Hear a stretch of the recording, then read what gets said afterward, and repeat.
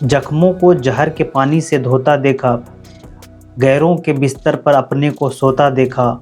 शमशान लगेगा घर खुद खुशी कर जाएगा, जो मैंने देखा कोई देखता तो मर जाएगा। दिल तेरा बच्चा है निभाना भूल जाता है, नया खिलौना देखकर पुराना भूल जाता है। ये लिरिक्स है धनश्री वर्मा के उस गाने की जो डाइवोर्स के दिन रिलीज हुआ था। कहीं ना कहीं ये गाना चहल की ओर इशारा करता है। लेकिन आज चूँकि बांद्रा कोर्ट में धनश्री वर्मा और चहल के जो सेपरेशन का अंतिम डेट था, दोनों अपने अपने वकील के साथ में बांद्रा कोर्ट पहुंचे थे।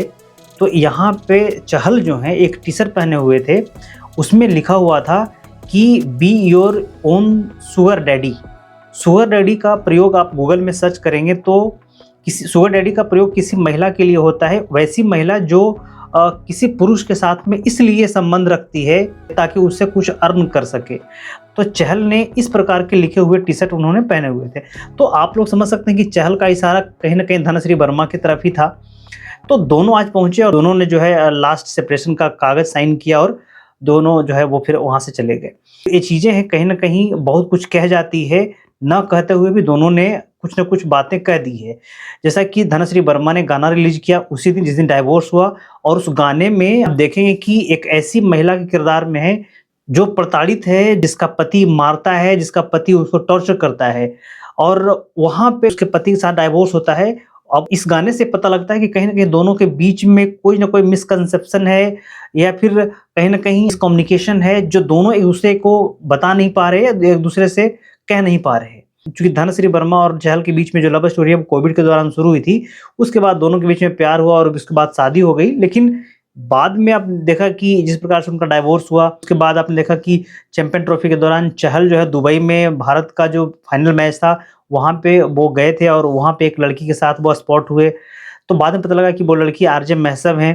बाद में चीज़ें फिर शांत हुई। तलाक के लिए जो एल मनी है वो मात्र 5.25 करोड़ तय किया गया है। तो एक समय ऐसा मीडिया में खबरें चल रही थी कि लगभग 64 करोड़ रुपए तलाक के लिए धनश्री वर्मा को चहल देंगे, लेकिन ऐसा कुछ नहीं हुआ। मात्र 5.25 करोड़ में ही तलाक का सेटलमेंट हो गया। अब इतने बड़े जब तलाक होता है उसमें मात्र 5.25 करोड़ रुपए का कोई ज़्यादा वैल्यू नहीं रखता।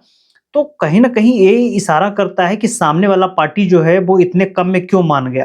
यहाँ पे कुछ ना कुछ तो है, या तो धनश्री वर्मा ने ही तलाक के लिए फोर्स किया होगा, या तो धनश्री वर्मा चहल से ऊब गई होंगी या छुटकारा पाना चाहती होंगी, तब तो इतने कम में मैनेज भी हो गया। कुल मिलाकर के ही हुआ कि धनश्री वर्मा का तलाक हो गया। आज दोनों सेपरेट हो गए, दोनों आज जो है अपनी गवाही दे करके निकल गए वहां से।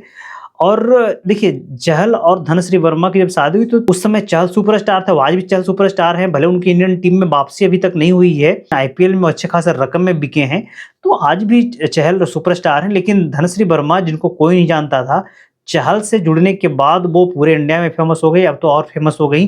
मात्र एक डेंटिस्ट के रूप में वो जाने जाते थे, लेकिन आज जो है वो एक अच्छे कोरियोग्राफर हैं, एक सफल कोरियोग्राफर हैं। अब ये जो चहल और धनश्री वर्मा की शादी थी उसमें चहल को तो कोई फायदा नहीं हुआ, लेकिन धनश्री वर्मा फर्श से अर्श पर पहुंच गई। ये धनश्री वर्मा के लिए अच्छा साबित हुआ।